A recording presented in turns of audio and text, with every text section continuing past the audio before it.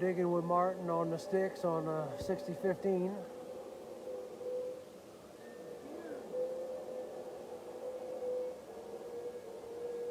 Thanks, Gordon.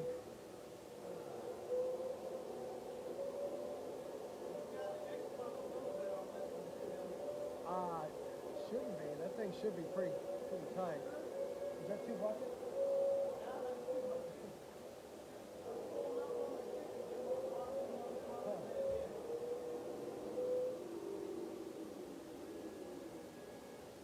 So that's 2 buckets with the big bucket in the 6015.